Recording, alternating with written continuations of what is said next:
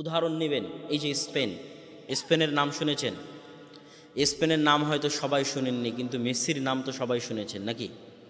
যুবক সমাজ শুনুনি, মেসি একটা প্লেয়ার আছে, একটা ক্লাবে খেলে, সেই ক্লাবের নাম হচ্ছে বার্সেলোনা, এবং আরও ক্লাব আছে রিয়াল মাদ্রিদ। এই ক্লাবগুলো যেই দেশে অবস্থিত সেই দেশের নাম হচ্ছে স্পেন। এবার বুঝতে পারলেন স্পেন কোন দেশ? সৌদি আরবে আমরা দেখি, সৌদি আরবের যুবকেরা, আমার খুব আফসোস হয়, কষ্ট হয়, শরীরে রোম শিউরে ওঠে, যে আরব দেশের এই সমস্ত যুবক, এই সমস্ত কিশোর, তারা মেসির 10 নম্বর গেঞ্জি ইউজ করে। প্রচুর মেসির ভক্ত আছে সৌদিতে, রোনালদোর গেঞ্জি ইউজ করে, মেসির গেঞ্জি ইউজ করে, এবং তারা বার্সেলোনা, রিয়াল মাদ্রিদ এই সমস্ত ক্লাবের খেলা নিয়ে সর্বদা মত্ত থাকে। যেমন আমাদের যুব সমাজ বিপিএলের খেলা নিয়ে মত্ত থাকে, বিপিএলের জুয়ায় মত্ত থাকে।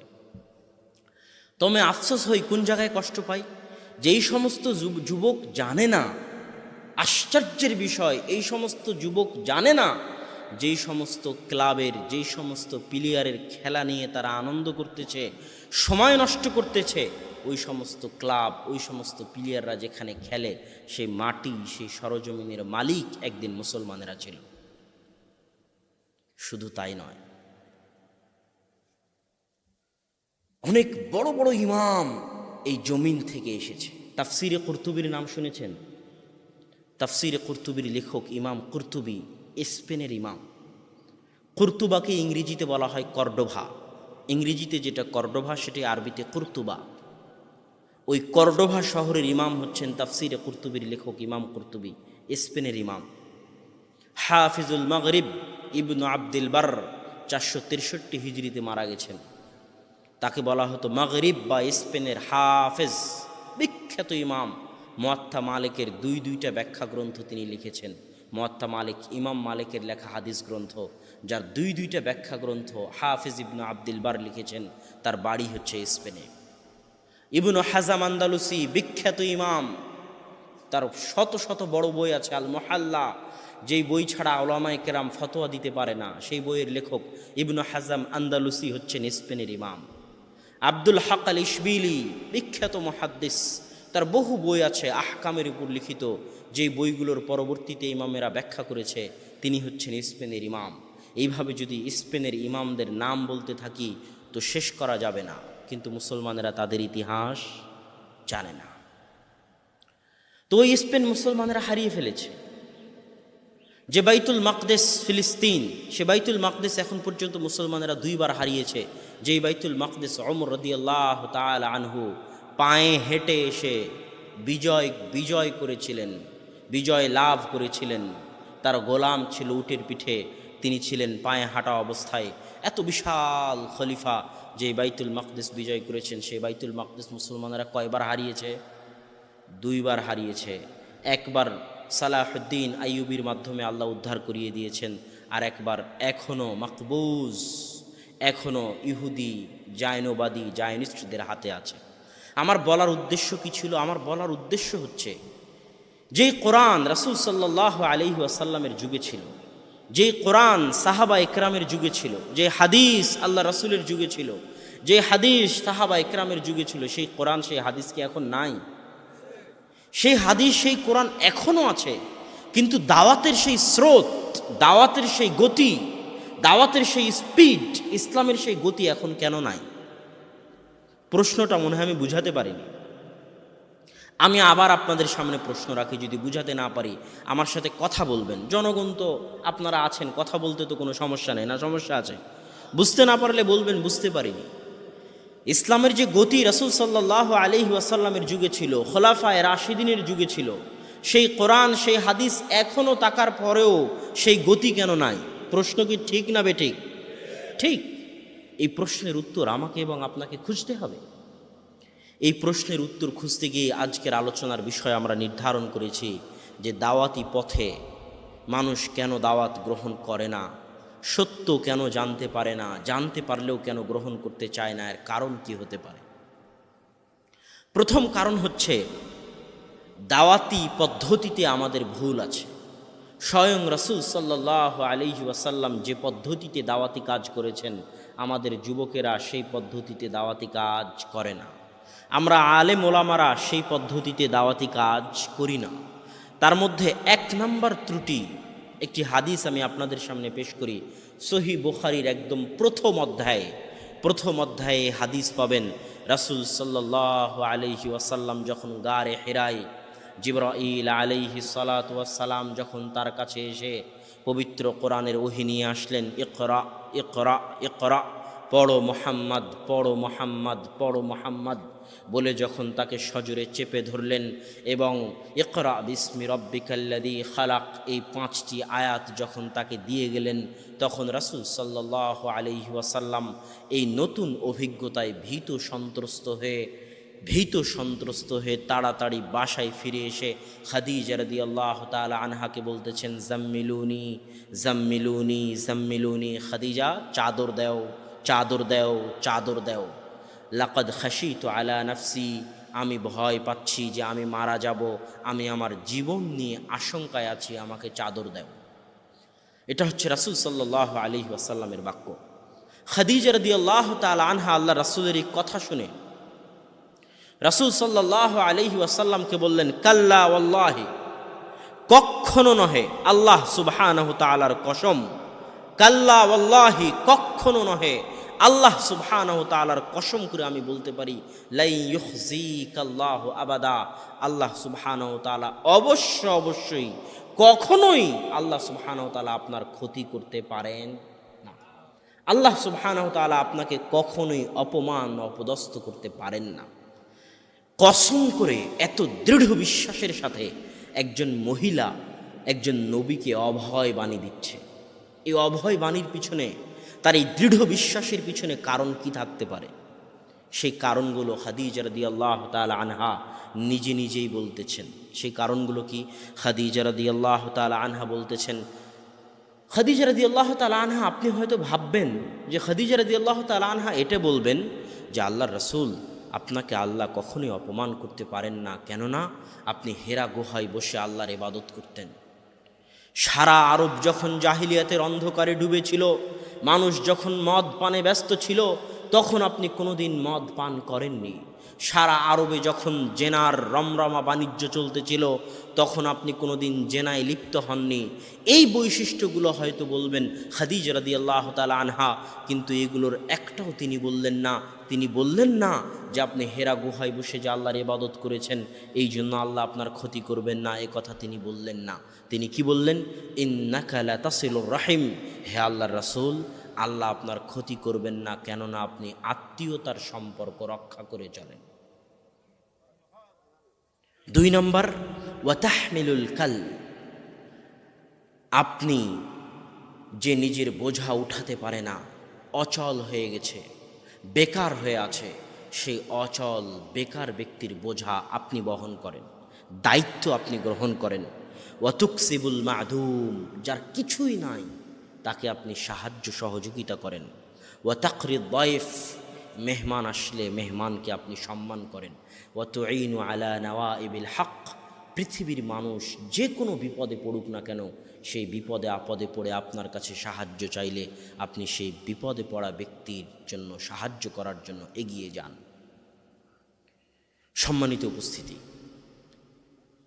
আমরা হয়তো অনেক সহিহ আকীদা শিখে ফেলেছি, অনেক আমল শিখে ফেলেছি, কিন্তু আল্লাহে আমাদের মধ্যে মুআমালাহ, আমাদের চরিত্রগত, আমাদের ব্যবহারগত অনেক ত্রুটি আছে।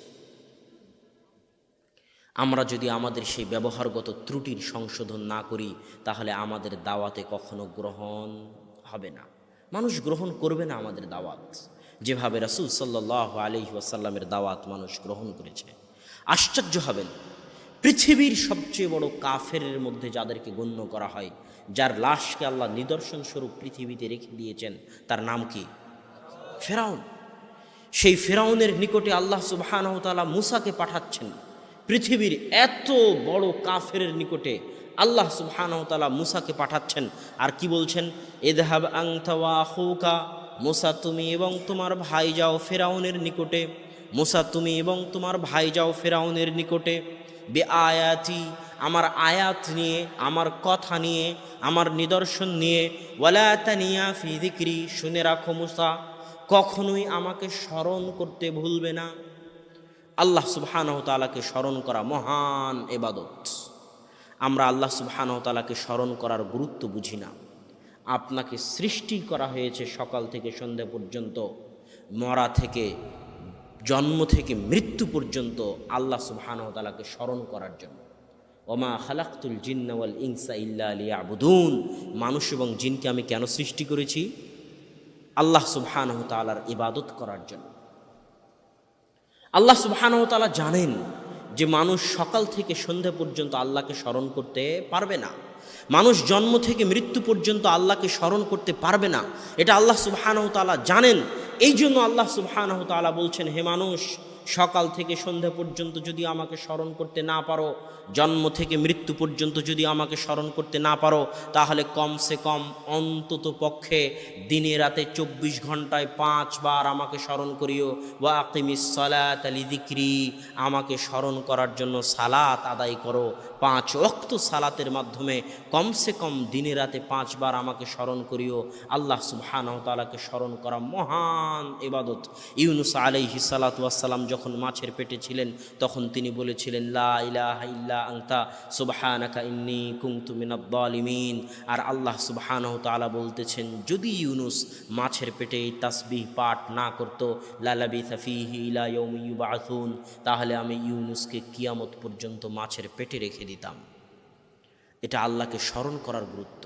আল্লাহ সুবহানাহু ওয়া তাআলাকে স্মরণ করা এত বড় ইবাদত, এত বড় ইবাদত যে আল্লাহ সুবহানাহু ওয়া তাআলা বলতেছেন, ফাযকুরুনি আযকুরুকুম।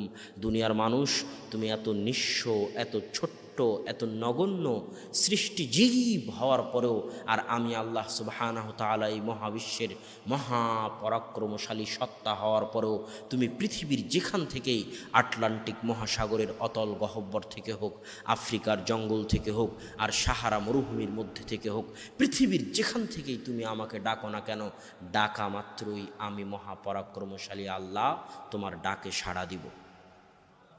এটা হচ্ছে আল্লাহ সুবহানাহু ওয়া তাআলাকে স্মরণ করার গুরুত্ব। তো এই জন্য আল্লাহ সুবহানাহু ওয়া তাআলা মুসাকে বলতেছে, মুসা দাওয়াত দিতে যাও, কিন্তু আমাকে স্মরণ করতে ভুলিও না। তারপরে কি বলতেছে, এত বড় কাফেরের নিকটে আল্লাহ পাঠাচ্ছে। আল্লাহ বলছে, ইযহাবি ইলা ফিরআউনা ইন্নাহু তাগা, ফেরাউনের নিকটে যাও। ফেরাউন মহা অহংকারী, চরম পরম অহংকারী। আমি তাকে রাজত্ব দিয়েছি, ক্ষমতা দিয়েছি, বয়স দিয়েছি। সে রাজত্ব, ক্ষমতা, বয়স পেয়ে অহংকারী হয়ে দাবি করেছে, আনা রব্বুকুমুল আলা, আমি হচ্ছি দুনিয়ার রব, আমি দুনিয়ার প্রতিপালক, আমি আল্লাহ।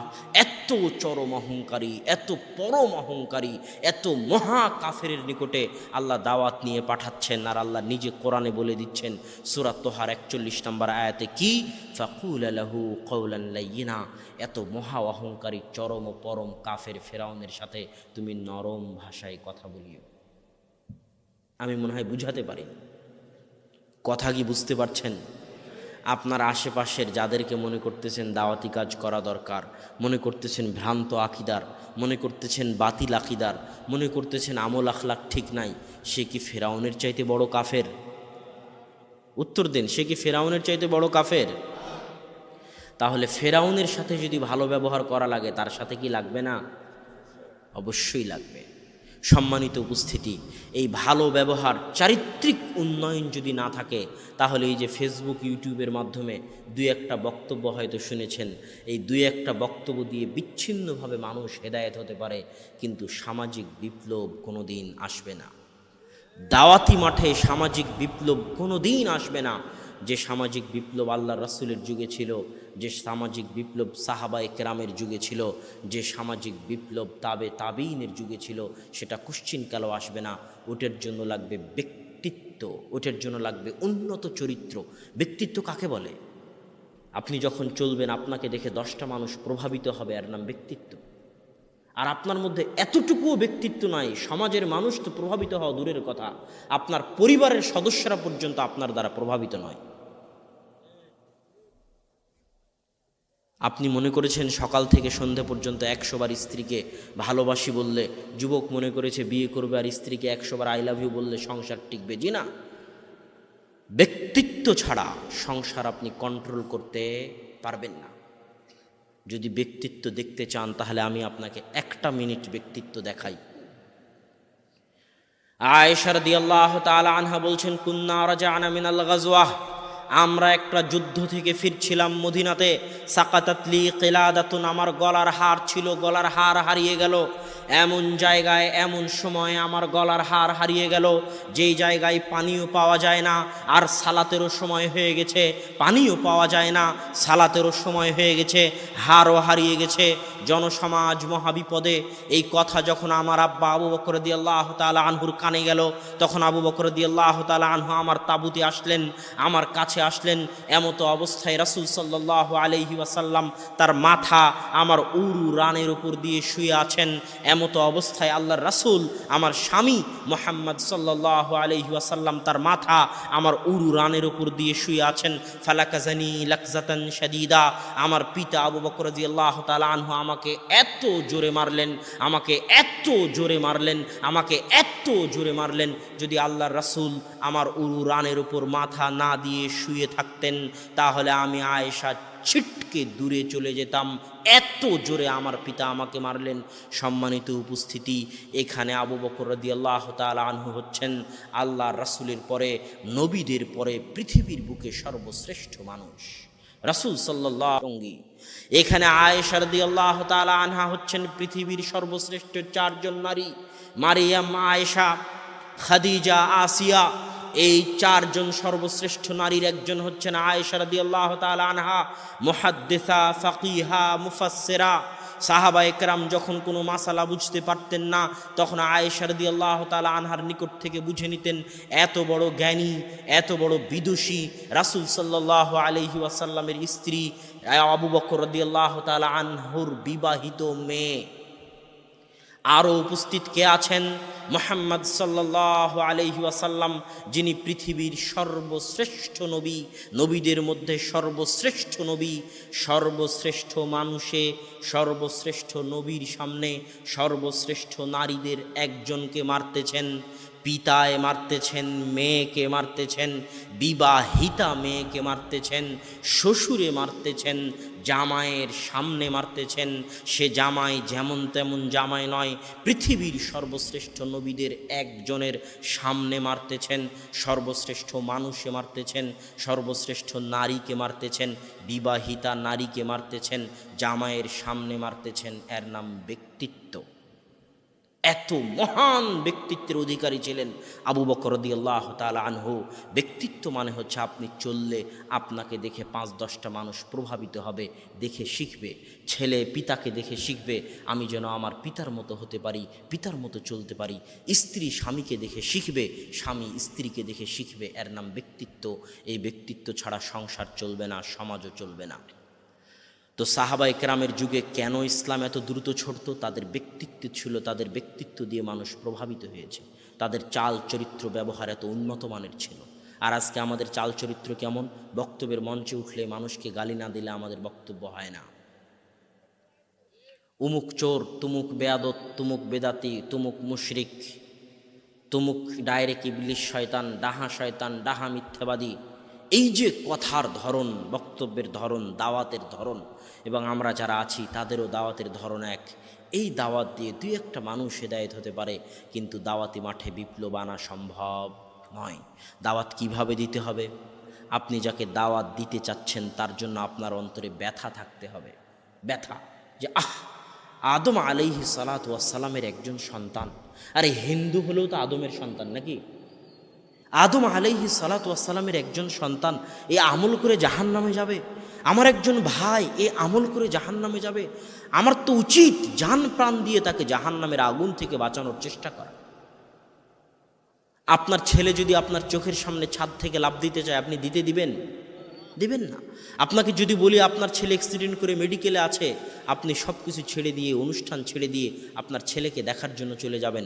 আপনাকে বলি আপনার ভাই, যার প্রতি আপনি হিংসা রেখেছেন, অহংকার রেখেছেন, বিদ্বেষ রেখেছেন, যাকে আপনি বেদাতি, মিথ্যাবাদী, মুশরিক বলে দূরে সরিয়ে দিয়েছেন, আপনার ওই ভাই জাহান্নামের আগুনে জ্বলতেছে।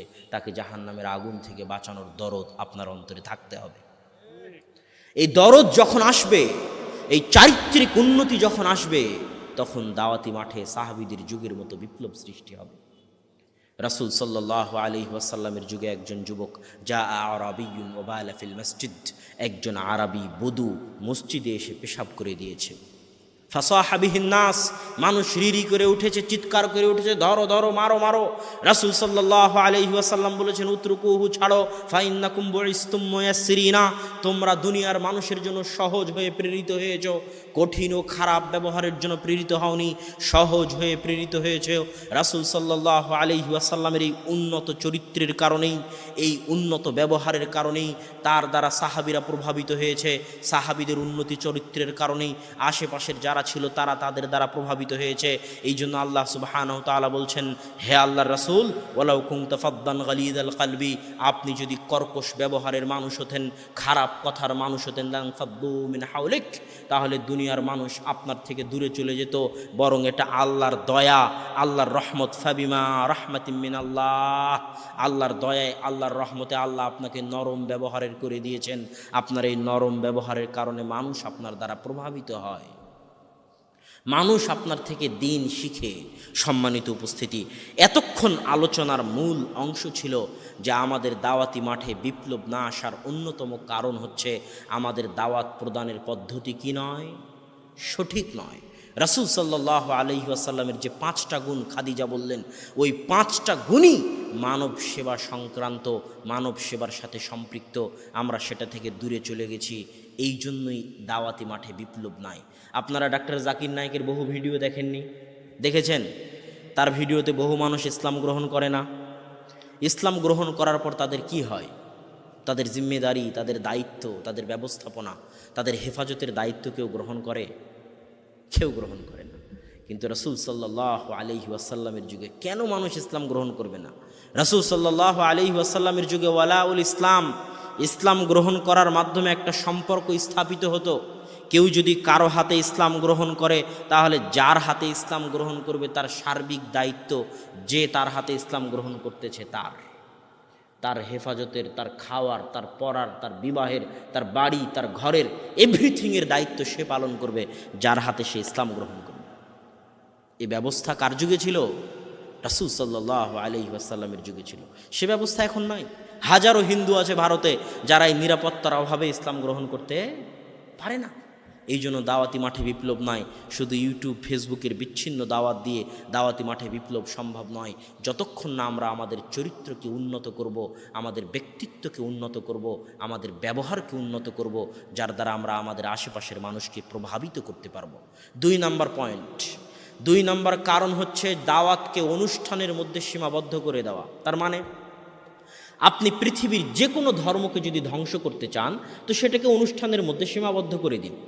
যেমন কথার কথা আপনি ভাবতেছেন আমি হিন্দু ধর্মকে ধ্বংস করে দেব, তো হিন্দু ধর্মকে অনুষ্ঠানের মধ্যে সীমাবদ্ধ করে দিন। যেই দিন দুর্গা পূজা হবে সেই দিন হিন্দুরা আসবে, দুর্গা পূজা নাই, হিন্দুরাও নাই। তার মানে হিন্দু ধর্ম কি শেষ? খ্রিস্টান ধর্মকে শেষ করতে চান, খ্রিস্টান ধর্মকে অনুষ্ঠানের মধ্যে সীমাবদ্ধ করে দিন। যেই দিন শুধু বড়দিন হবে, ঈসা আলাইহিস সালাতু ওয়াস সালামের জন্মদিন হবে, সেই দিন মানুষজন গির্জায় আসবে, জন্মদিন শেষ, গির্জাও খালি। কথা মনে হয় বুঝাতে পারলাম না? ঠিক ইসলামকে যদি ধ্বংস করতে চান, তো ইসলামকে অনুষ্ঠানের মধ্যে সীমাবদ্ধ করে দিন। কিভাবে? যেই দিন শুধু শবে বরাত হবে সেই দিন মসজিদ ভর্তি, শবে বরাত শেষ, মুসল্লিও নাই, আছে না নাই? যেই দিন ঈদে মিলাদুন্নবী হবে সেই দিন ট্রাকে করে আল্লাহ রাসূলের প্রতি ভালোবাসা দেখানোর জন্য বের হয়েছে আর বলছে ইয়া নবী সালাম আলাইকা, বলে না? অথচ এই বাক্যের মধ্যে যে আল্লাহ রাসূলের অপমান হয় সেটা কিন্তু আমাদের এই ভাই জানে না। আমি তাদেরকে বলতে চাই, হে ভাই, তোমরা যারা ইয়া নবী সালাম আলাইকা পড়ো, তারা একবার আল্লাহ তার রাসূলকে কিভাবে ডেকেছে একবার তো দেখো। সারা কোরআন একবার তো খুলে দেখো। এই সমগ্র কোরআনের প্রথম থেকে নিয়ে শেষ পর্যন্ত আল্লাহ অন্য নবীদেরকে যতবার ডেকেছেন, সব নবীকে নাম ধরে ডেকেছেন। ইয়া জাকারিয়া, জাকারিয়ার নাম ধরে ডেকেছেন। ইয়া ইব্রাহিম, ইব্রাহিম আলাইহিস সালাতু ওয়াস সালামের নাম ধরে ডেকেছেন। কিন্তু যখন আমাদের নবী মুহাম্মদ সাল্লাল্লাহু আলাইহি ওয়াসাল্লামকে ডেকেছেন, তখন বলছেন ইয়া আইয়ুহান নবী কুল্লি আজওয়াজিক, আইয়ুহান নবী। আপনারা তাশাহুদে পড়েন না আইয়ুহান নবী? না, তাশাহুদে ইয়া নবী আছে, তাশাহুদে কি আছে? আইয়ুহান নবী আছে। তাহলে ইয়া নবী আর আইয়ুহান নবীর মধ্যে পার্থক্য কি? আমি আপনাকে বললাম এ আব্দুল্লাহ, এ আহমদ, এই ডাকের মধ্যে কোনো সম্মান আছে? কোনো সম্মান নাই। আপনি প্রধানমন্ত্রীকে ডাকতেছেন মাননীয় প্রধানমন্ত্রী, মহামান্য বিচারপতি, সম্মানিত জনাব অমুক অমুক, ডাকেন না? তো আল্লাহ সুবহানাহু ওয়া তাআলা যখন তার নবীকে ডাকতেছে তখন বলতেছে ইয়া আইয়ুহান নবী, হে মাননীয় নবী, হে সম্মানিত নবী, হে মহামান্য নবী, হে সম্মানিত নবী মুহাম্মদ সাল্লাল্লাহু আলাইহি ওয়াসাল্লাম। নামটাও আল্লাহ নেননি, জাস্ট হে সম্মানিত, হে মহামান্য নবী বলে ডেকেছেন। আর সেই জায়গায় তারা বলছে ইয়া নবী মানে এই মোহাম্মদ, ইয়া নবী মানে এই মোহাম্মদ, নাউজুবিল্লাহ। আর তারা বলতেছে তারা নাকি আল্লাহ রাসূলের আশিক। হে ভাই, আপনি একবার চিন্তা করুন যে আপনি আল্লাহ রাসূলকে আশিকির নামে আল্লাহ রাসূলকে অপমান করতেছেন। সম্মানিত উপস্থিতি, তাহলে ঈদে মিলাদুন্নবী একটা অনুষ্ঠান। এই অনুষ্ঠানের মধ্যে যখন আমি দিনকে সীমাবদ্ধ করে দিলাম, ঈদে মিলাদুন্নবী শেষ, ইসলামও শেষ। টঙ্গীর ইজতেমায় হাজার হাজার মানুষ একসাথে হাত তুলে দোয়া করতেছে, টঙ্গীর ইজতেমাও শেষ, মুসল্লিও শেষ। তো ইসলামকেও যদি ধ্বংস করতে চান সেটাকে কার মধ্যে সীমাবদ্ধ করে দিতে হবে? অনুষ্ঠানের মধ্যে। ঠিক দাওয়াতকে যদি ধ্বংস করতে চান, দাওয়াতকে কার মধ্যে সীমাবদ্ধ করতে হবে? অনুষ্ঠানের মধ্যে। এই যে আজকে এত বড় প্রোগ্রামের আয়োজন, বক্তা আসবে রাজশাহী থেকে, ঢাকা, নারায়ণগঞ্জ, রংপুর থেকে বক্তা আসবে, আশপাশ থেকে মানুষজন আসবে, এত টাকা খরচ, অমুক অমুক মেহমান। এই অনুষ্ঠান যখন শেষ তখন বক্তারও দাওয়াত শেষ, শ্রোতারও দাওয়াত শেষ। কথা মনে হয় বুঝাতে পারলাম না। এই বক্তাই যখন ফিরে যাবে তখন হয়তো তার পাড়া প্রতিবেশী গান বাজাচ্ছে, সে তাকে দাওয়াত দেয় না। তার পাড়া প্রতিবেশী হয়তো সালাত আদায় করে না, তাকে দাওয়াত দেয় না। হতে পারে তার গাড়ির ড্রাইভারই মিথ্যা কথা বলে, তাকে দাওয়াত দেয় না। তার রুমমেট সালাত আদায় করে না, ফজরের সময় উঠে না, তাকে দাওয়াত দেয় না। কথা মনে বুঝাতে পারিনি। আজকে বক্তব্যের দাওয়াতের মাঠ হয়ে গেছে মুভির মতো। মুভি সিনেমা বুঝেন? অবশ্যই বুঝেন। মুভি সিনেমায় দেখবেন টপ 10 লিস্ট, সর্বশীর্ষ স্থানে 10টা মুভি আছে, এতটা দর্শক হয়েছে, এতগুলো সিনেমা হলে এতটা ভিড় হয়েছে, ইউটিউবে এত ভিউ হয়েছে। আজকে দাওয়াত হচ্ছে এর মধ্যে সীমাবদ্ধ হয়ে গেছে।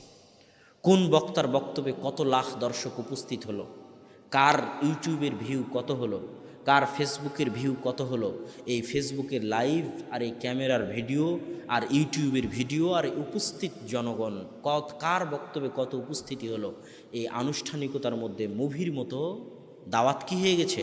সীমাবদ্ধ হয়ে গেছে। আর মুভিতে যেমন নায়ক নায়িকারা অভিনয় করে, বক্তাও তেমন এখানে এসে অভিনয় করে চলে যায়, শ্রোতাও অভিনয় করে চলে যায়। এভাবে দাওয়াত চললে এর দ্বারা সামাজিক মাঠে বিপ্লব কোশ্চিনকালও আসতে পারে না। দাওয়াতকে অনুষ্ঠানের মধ্যে সীমাবদ্ধ করে দেওয়া হয়েছে। দাওয়াত হচ্ছে 24 ঘন্টার বিষয়, সকাল সন্ধ্যার বিষয়। 24 ঘন্টা আপনাকে দাওয়াতি কাজ করতে হবে। শুধু আলেম ওলামাকে নয়, শুধু আলেম ওলামাকে নয়, মাদ্রাসার হুজুরকে নয়, মসজিদের ইমামকে নয়। কুনতুম খায়রা উম্মাতিন উখরিজাত লিন্নাস তা'মুরুনা বিল মা'রুফ ওয়া তানহাউনা আনিল মুনকার। তোমরা হচ্ছে সর্বশ্রেষ্ঠ জাতি। কোন জাতি? মুসলিম জাতি। তোমরা সর্বশ্রেষ্ঠ জাতি। তোমাদের কাজই হচ্ছে মানুষকে সৎ কাজের আদেশ দাও এবং অসৎ কাজ থেকে নিষেধ করো। এটা কাদের কাজ বলেন তো? জোরে বলেন, কাদের কাজ? মুসলমানের কাজ, মানে আপনারও কাজ। দাওয়াত দেওয়া কার কাজ? আপনারও কাজ। সকাল সন্ধ্যা আপনাকে দাওয়াতি কাজ করতে হবে। আপনার বাড়িতে, আপনার ঘরে, আপনার অফিসে, আপনার আদালতে, সর্বত্র আপনাকে দাওয়াতি কাজ করে যেতে হবে। যদি আপনি দাওয়াতি কাজ না করেন সর্বত্র, বরং দাওয়াতকে অনুষ্ঠানের মধ্যে সীমাবদ্ধ করে দেন, তাহলে কয়েকটা জিনিস থেকে আপনি বঞ্চিত হবেন। এক, দোয়া করলে আপনার দোয়া আল্লাহর দরবারে কবুল হবে না। দুই, আল্লাহ সুবহানাহু তাআলা যদি গজব পাঠান তাহলে সেই গজব থেকে আপনি বাঁচতে পারবেন না। যে এলাকায় আপনি বসবাস করেন ওই এলাকায় যদি আপনি দাওয়াতি কাজ না করেন তাহলে ওই এলাকায় গজব আসলে ওই গজব আপনার উপরও আসবে। একটু আপনাকে বুঝাই, এই যে আজকে যারা এখানে উপস্থিত হয়েছেন আপনারা, তাদের সবাই আব্দুর রাজ্জাক বিন ইউসুফ, আবদুল্লাহ বিন আব্দুর রাজ্জাক, তাদেরকে চিনেই উপস্থিত হয়েছেন। মানে আপনি মোটামুটি দিন ধর্ম বুঝেন, দিন ধর্ম মানেন, মোটামুটি সালাত আদায় করেন, 5 ওয়াক্ত না করলেও জুমার মসজিদে যান, তাই তো এখানে উপস্থিত হয়েছেন নাকি? কিন্তু ওই যে ভাই বিপিএলের জুয়া নিয়ে ব্যস্ত আছে, সে চিনেই না আব্দুর রাজ্জাক বিন ইউসুফকে। গানের আড্ডায় ব্যস্ত আছে, যাত্রার মঞ্চে ব্যস্ত আছে, তাকে কে দাওয়াত দিবে? সে তো এখানে আসবেই না। কথা মনে বুঝাতে পারিনি। তাকে কে দাওয়াত দিবে? তাকে আমাকে এবং আপনাকে গিয়ে দাওয়াত দিতে হবে। এটা আমার এবং আপনার কাজ। দাওয়াতকে যদি আমরা এই অনুষ্ঠানের শিকল থেকে ছিন্ন করতে না পারি, এই অনুষ্ঠানের জেল থেকে মুক্ত করতে না পারি, তাহলে দাওয়াতি মাঠে বিপ্লব আনা সম্ভব নয়। অতএব দ্বিতীয় কারণ দাওয়াত আটকে যাওয়ার, দাওয়াতকে অনুষ্ঠানের মধ্যে সীমাবদ্ধ করে দেওয়া। আল্লাহ সুবহানাহু ওয়া তাআলা আমাদের তৌফিক দিক, আমরা যেন দাওয়াতকে অনুষ্ঠানের বন্দি থেকে মুক্ত করে সর্বত্র সার্বিক জীবনে সকাল সন্ধ্যা দাওয়াতি কাজ করি। আল্লাহ আমাদের সেই তৌফিক দিক, আল্লাহুম্মা আমিন। যত বৃদ্ধ মানুষ আছেন, আপনারা যারা সকালে ফজরের সালাতে উঠেন, আপনার পাড়া প্রতিবেশীকে কি ফজরের সালাতে ডাকেন? আপনার ছেলে মেয়েদেরকে কি ফজরের সালাতে ডাকেন? এটা আপনার দায়িত্ব। আমি আমার নানাকে দেখেছি, কেউ উঠুক আর না উঠুক, আমার নানা কোনো দিন ফজরের সালাতে একাই কাউকে বিনা ডেকে মসজিদে যায়নি, ডাকতে ডাকতে মসজিদে যেতেন। এটা আপনার দায়িত্ব। এই দায়িত্বের জন্য কিয়ামতের মাঠে আপনাকে জবাবদিহি করতে হবে। স্বয়ং আল্লাহ সুবহানাহু ওয়া তাআলা পবিত্র কোরআনে স্পষ্টভাবে বলে দিয়েছে। আপনাদেরকে একটা আয়াত পড়ে শোনাই, সূরা আরাফের 164 নম্বর আয়াত। আল্লাহ বলছেন, ওয়াইদ ক্বালাত উম্মাতুম মিনহুম লিমা তাঈদুনা কওমান আল্লাহু মুহলিকুহুম আও মুআযযিবুহুম। যারা দাওয়াত দেয় তাদেরকে যখন কেউ বলে, আরে তোমার এত কষ্ট করে দাওয়াত দেওয়ার কি দরকার? আল্লাহ চাইলে তাদেরকে হেদায়েত দিবে, না চাইলে তাদেরকে ধ্বংস করে দেবে, এটা আল্লাহর ব্যাপার।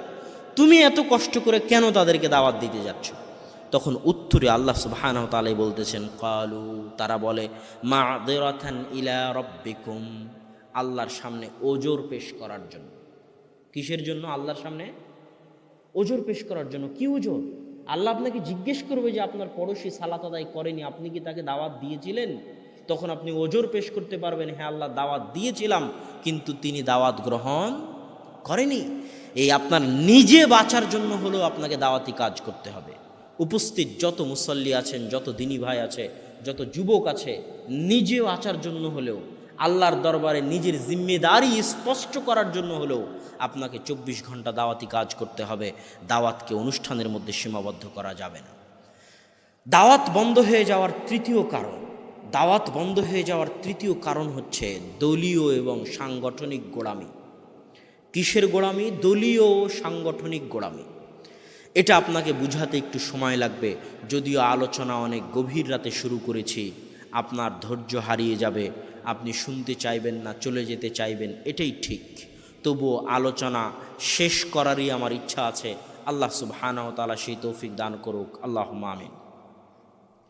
দলীয় সাংগঠনিক গোড়ামির আগে আপনাকে বুঝতে হবে জামাতবদ্ধ জীবনযাপন মানে কি। যে কোনো দল, যে কোনো সংগঠনকে দেখবেন তারা বলবে যে জামাতবদ্ধ জীবনযাপন করা জরুরি। বই থাকবে জামাতবদ্ধ জীবনযাপনের উপরে, সেটা জামাত ইসলাম হোক, তাবলিগ জামাত হোক, এবং সেই বইগুলোতে একটা হাদিস অবশ্যই পাবেন। সেই হাদিসটা হচ্ছে রাসূল সাল্লাল্লাহু আলাইহি ওয়াসাল্লাম বলেছেন, আমুরুকুম বিখামসিন, আমি তোমাদেরকে 5টি জিনিসের নির্দেশ দিচ্ছি। তার মধ্যে 1 নম্বর জিনিস হচ্ছে বিল জামাআহ, তোমরা জামাতবদ্ধ জীবন যাপন করিও। তারপরে কি বলছেন আল্লাহ রাসূল? জেনে রাখো, ফা ইন্নাহু মান খারাজা মিনাল জামাআহ কিদা শিবরিন, কেউ যদি জামাত থেকে 1 বিঘত পরিমাণ বের হয়ে যায়, কেউ যদি জামাত থেকে 1 বিঘত পরিমাণ বের হয়ে যায়, তাহলে ফাকাদ খালা রিবকাতাল ইসলামি মিন উনুকিহ, তাহলে তার কাঁধ থেকে ইসলাম খুলে পড়ে গেল। ওমান দাআ বিদাওয়াল জাহিলিয়াহ, আর কেউ যদি জাহিলিয়াতের দাওয়াত দেয়, ফাহুয়া মিন জুসা জাহান্নাম, তাহলে সে জাহান্নামের খড় কুটো, জাহান্নামের কাঠ, জাহান্নামের জ্বালানিতে পরিণত হবে। ওয়াইন সামা ওয়াইন সাল্লাহ, যদিও সে সালাত আদায় করে, যদিও সে সিয়াম পালন করে। ওয়াইন সামা ওয়াইন সাল্লাহ, যদিও সে সালাত আদায় করে, যদিও সে সিয়াম পালন করে। অনেক কঠিন, অনেক ভয়ঙ্কর, অনেক ভয়াবহ হাদিস। জামাতবদ্ধ জীবন যাপন করতে হবে। কেউ যদি জামাত থেকে 1 বিঘত বের হয়ে যায়, তাহলে সে কি থেকে বের হয়ে গেল? কথা বলতেছেন না যে কি থেকে বের হয়ে গেল? ইসলাম থেকে বের হয়ে গেল। তাবলিগ জামাতের বইয়ে দেখবেন একই হাদিস আছে।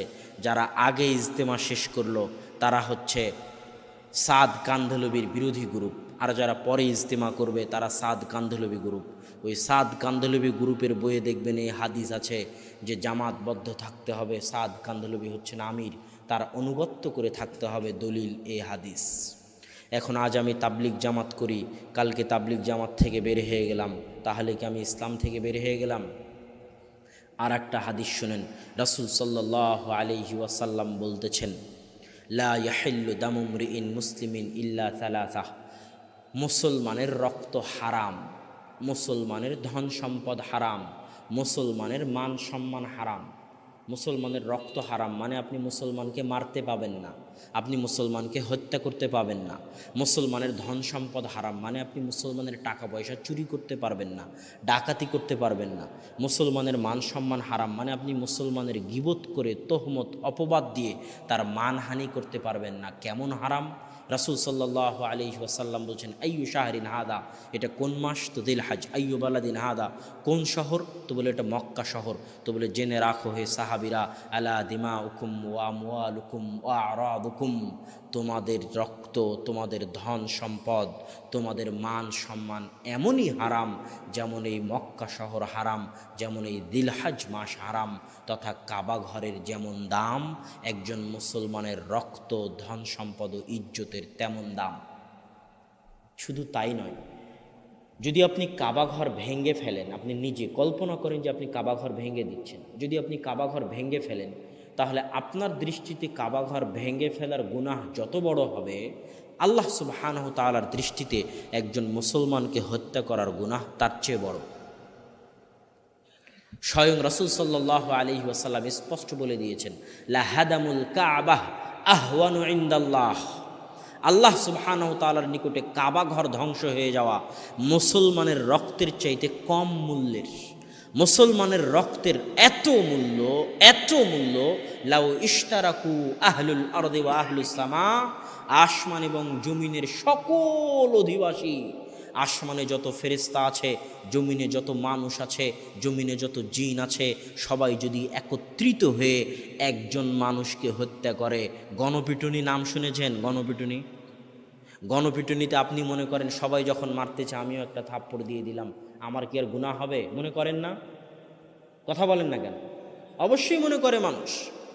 তো রাসূল সাল্লাল্লাহু আলাইহি ওয়াসাল্লাম বলতেছে, এই রকম গণপিটুনি যদি সারা পৃথিবীর সব মানুষ মিলে দেয়, সারা পৃথিবীর সকল ফেরেশতা মিলে দেয়, সারা পৃথিবীর সকল জিন মিলে দেয়, দিয়ে যদি একজন মুসলমানকে হত্যা করে, লা আকাব্বাহুমুল্লাহু জামিআন ফিন্নার, তাহলে ওই একজন মুসলমানের রক্তের বদলা নিতে আল্লাহ সারা পৃথিবীর সকল মানুষ, আদম থেকে নিয়ে কিয়ামত পর্যন্ত সারা পৃথিবীর সকল জিন, সমগ্র আসমানের সকল ফেরেশতাকে একসাথে জাহান্নামে নিক্ষেপ করে দিবেন।